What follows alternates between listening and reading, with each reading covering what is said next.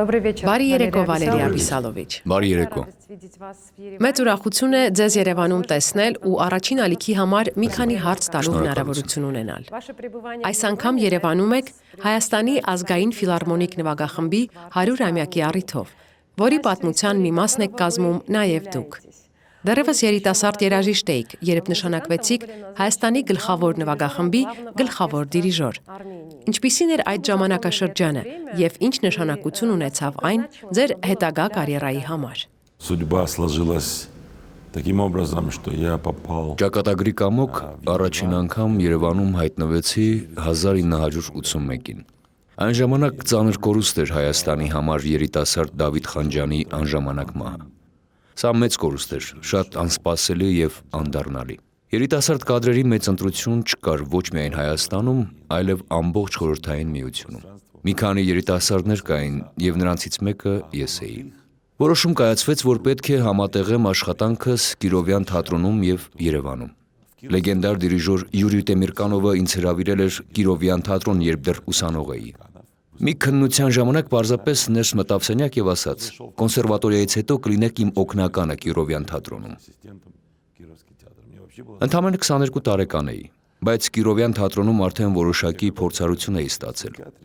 Պայմանավորվածություն ձեռք բերվեց հայահամերգի հետ, որը հսկայական գործունեություն էր ծավալում այստեղ, եւ սկսեցի աշխատել։ Բարդ եւ անսովոր ծրագիր էր ընտրված, բայց նվագախումբը հաղթահարեց դժվարությունները եւ առաջին իսկ օրը զգացի, որ համերգը կգոհացնի թե երաժիշտներին, թե ինձ, թե ունկնդրին։ Ու այդպես էլ եղավ։ Շատ արագ համաձայնության եկանք եւ սկսեցինք աշխատել, շրջագայել։ Առաջին շրջագայությունները, հիշում եմ, Կիսլովոդսկում էին, ապա Մոսկվայում, Վլադիկովկասում, որտեղ ես մեծացել եմ։ Այսպիսով մեզ հաջողվեց 4 տարի արդյունավետ աշխատել Հայաստանի ֆիլհարմոնիկի հետ։ Այդ տարիներին ինձ բախտ վիճակվեց ընկերություն անել Էդվարդ Միրզոյանի, Ալեքսանդր Հարությունյանի, Ղազարո Սարյանի, Ադամ Խուդոյանի եւ իհարկե Առնո Բաբաջանյանի հետ, թեև տարիքային առումով ես նրանց համեմատ երեխա էի։ Այս համագործակցությունը հնարավորություն կտա ավելի սերտ կապեր հաստատելու իր 100-ամյակը նշող Հայաստանի ֆիլհարմոնիկի եւ իմ ղեկավարած Մարիինյան թատրոնի նվագախմբի միջև ու փոխադարձ հյուրախաղեր կազմակերպել։ Մեծ հաճույքով կհրավիրեմ Հայաստանի ազգային ֆիլհարմոնիկ նվագախմբին ելույթ ունենալու եւ Մոսկվայում եւ Սանկտ Պետերբուրգում։ Իմ պատասխանատվության ներքո գտնվող երկու թատրոնները առաջիկայում հնարավորություն կունենան հրավիրելու ոչ միայն կոլեկտիվներ, այլև վառ երիտասարդ երգիչներին։ Հնարավոր է կազմակերպել բալետային կոլեկտիվների փոխայցեր։ Այս ամենը միայն երկուստեք օգուտ կբերի։ Այսօր արդեն հնարավորություն ունեցել եք փորձ անցկացնելու ազգային ֆիլհարմոնիկ նվագախմբի հետ։ Հատկանշական է, որ նվագախմբում դեռ կան մարդիկ, որոնք աշխատել են ձեզ հետ 80-ականներին։ Այդուհանդերձ նվագախումբը կենդանի օրգանիզմ է, որը նոր ուժերի կարիք ունի, եւ պարբերաբար տեղի է ունենում երաժիշտների սերնդափոխություն։ Թերևս սա փոխված, ձեզ անծանոթ նվագախումբ է։ 100-ամյա նվագախումբ իր ավանդույթներով, հաստատուն կանոններով, բայց լրիվ նոր կազմով։ Ինչ բացահայտեցիք ձեզ համար այսօր փորձի ընթացքում։ Հաճելիորեն զարմացած էի, որ շատ են երիտասարդ երաժիշտները եւ կան նաեւ հեռավոր երկրներից եկած երաժիշտներ։ Սա էլ էր եւս մի հաճելի բացահայտում։ Մի քանի երաժիշտների հետ հանդիպել եմ տարիներ առաջ խաղաղության համաշխարհային նվագախմբում, որը ես ղեկավարում էի Գեորգի Շոլտիից հետո։ Թե ես, թե նվագախումբը հանդիպել ենք կրկին, եւ սա պատմական հանդիպում է, որպեսզի լավ տրամադրություն փոխանցենք բոլորին։ Շատ լավ եւ բավականին բարդ ծրագիր է ընտրված համերգի համար։ Որոշ բաներ փորձել ենք ամենայն մանրամասնությամբ, որոշ բաներ թողել ենք։ Նվագախումբը հայաստանյան մշակութային կյանքում ամենակարևոր եւ պահանջված գանձերից է, եւ իր այդ դերը հաստատ լավ է կատարում։ Հայ երաժիշտները վաղուց դուրս են եկել Հայաստանի տարածաշրջանի սահմաններից եւ դա փաստ է։ Ես կարծում եմ, որ Հայաստան գալը շատ ճիշտ եւ անհրաժեշտ երևույթ էր։ Եվ ի պատասխան իր 100-ամյակի տարում Հայաստանի ֆիլհարմոնիկը պետք է հանդես գա Պետերբուրգում եւ Մոսկվայում, որտեղ շատ հայեր են ապրում։ Նրանցից շատերը իմ ընկերներն են, ում մեծ ոգևորությամբ կընդունեն։ Մայստրո այսօր ձեր ղեկավարությամբ են գործում ամենահայտնի մեծ եւ հզոր օպերային թատրոններից երկուսը՝ Մարիինյանը եւ Մեծ թատրոնը։ Բազմիցս ասել եք, որ պատրաստվում եք համատեղ նախագծեր իրագործել։ Ինչպես է աշխատում Մարիինյան թատրոն գումարած Մեծ թատրոն ձևաչափով համագործակցությունը եւ ինչ ընդհանուր նախագծեր ունեք առաջիկայում։ Это интересный вопрос. Շատ հետաքրքիր ու բարդ հարց է, շնորհակալություն։ Չի կարող մի թատրոնը խրատել մյուսին։ Մեկը չի կարող ասել մեր պատմությունն ավելի փառահեղ է, քան ձերը եւ հակառակը։ Եթե այնպես է ստացվել, որ երկուսն էլ մի մարդ է ղեկավարում եւ բավականաչափ փորձառու ու գոնե մի քիչ խելացի է, այդ ղեկավարը պետք է հարստացնի երկու թատրոնների երկացանկը։ Իսկ դա նշանակում է հարստացնել երկու մայրաքաղաքների մշակութային կյանքը։ Ես մի փոքր զարմացել էի Մեծ թատրոնի երկացանկին ծանոթանալուց հետո։ Օրինակ այնտեղ բացակայում էր կյանքը հանուն ցարի ներկայացումը, ինչպես հայտնի է դա առաջին մեծ ռուսական օպերան է։ Չկային Ռուսլանը եւ Լյուդմիլան, Իշխան Իգորը, Եվգենի Օնեգինը, Պիկովայա դաման։ Ես հասկացա, որ այդ 5 ներկայացումները ստանալու համար ես ունեմ մի քանի ամիս։ Չի կարող Խովանշչինա ներկայացումը չներկայացվել Մոսկվայում կամ Պետերբուրգում։ Մեզ հաջողվեց շատ արագ լուծել այս հարցերը։ Վաղը ես մեկնում եմ այստեղից եւ արդեն հաջորդ օրը ղեկավարելու եմ Խովանշչինան Մեծ թատրոնի բեմում։ Մեր հանդիսատեսը արդեն չի կարող բողոքել, թե չեմ բեմադրվում ռուսական օպերաներ Մեծ թատրոնում։ Եվ դա իմ ձեռքբերումը չէ։ Սա ավելի շատ բնական պահանջ էր, որը շատ արագ զգացնել տվեց։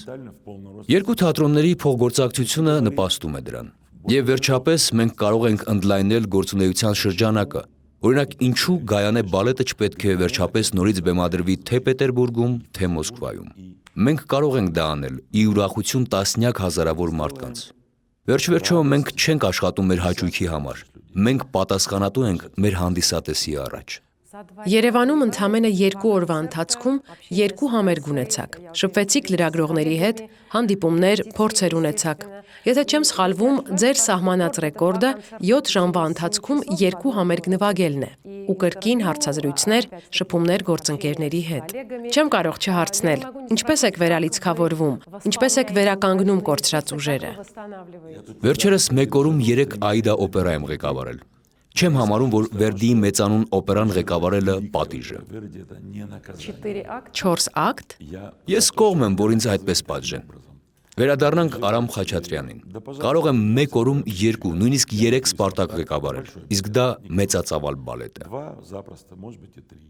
Ես ծնվել եմ Մոսկվայում, բայց մանկությունս անցել է Վլադիկովկասում։ Երբ հայրս դեռ ողջ էր, իսկ նա մահացավ, երբ ես 14 տարեկան էի, իսկ ինքը 50 էլ չկար։ Նա շատ հաճախ մեզ լեռներ էր տանում։ Մենք սովոր էինք շնչել այդ յուրահատուկ լեռնային օդը։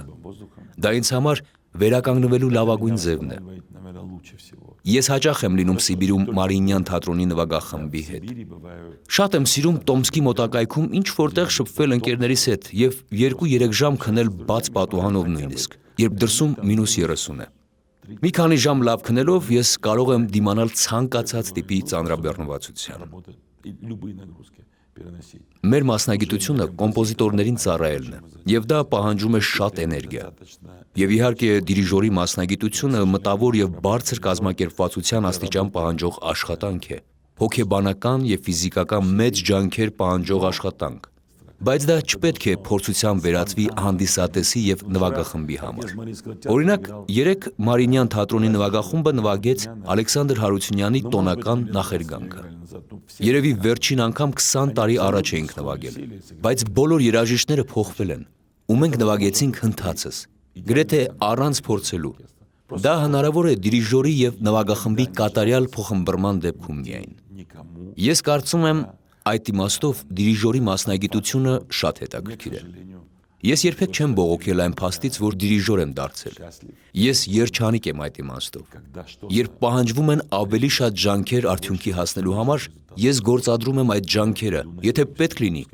նույնիսկ օրը 3 անգամ կկանգնեմ դիրիժորական վահանակի առաջ։ Ինձ համար մեծ հաճույք է այստեղ ներկա գտնվելը, ձեզ հետ զրուցելը։ Մենք Կոմիտասի Խաչատրյանի հայրենիքում ենք, եւ ես այսօր հիշատակեցի իմ թանկագին հայ ընկերներին։ Ինչ որ առումով այս այցելությունս նրանց է նվիրված։ Ես չեմ կարող չմտածել այն մարդկանց մասին, ում ճանաչել եմ, ովքեր թանկ են ինձ համար։ Նրանք այսօր չկան։ Շատ եմ ուզում խոնարհումս բերել նրանց։ Վաղն առավոտյան ուզում եմ լինել Պանթեոնում, որտեղ հանգչում են իմ հայ ընկերներից շատերը։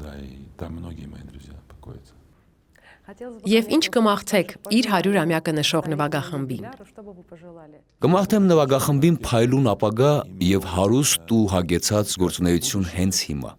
Գուցե նաեւ, որ հնարավորինս շատ երիտասարդ երաժիշտներ մնային այստեղ, աշխատեին այս նվագախմբում, չփորձեին իրենց բախտը այլ տեղերում։ Սա է գլխավոր մաղթանքս, որ երիտասարդությունը այստեղ գտնի ապագայի իր առաջնահերթությունները։ Օրինակ, Մարիինյան թատրոնում կան շատ երիտասարդական ծրագրեր օպերային երգիչների համար։ Մենք ստեղծել ենք երիտասարդական նվագախումբ հենց այդ նպատակով, որ երիտասարդները անելիք ունենան այնտեղ, որտեղ ծնվել եւ սովորել են։ Դա շատ կարեւոր է։ Շնորհակալ եմ զրույցի հնարավորության համար։ Հուսով եմ այն նախագծերը, որ նախանշել եք իրագործել Հայաստանի ազգային ֆիլհարմոնիկի հայկական երաժշտական հանրության հետ, կիրագործվեն մոտ ժամանակներում։ Շնորհակալություն։ Շնորհակալություն։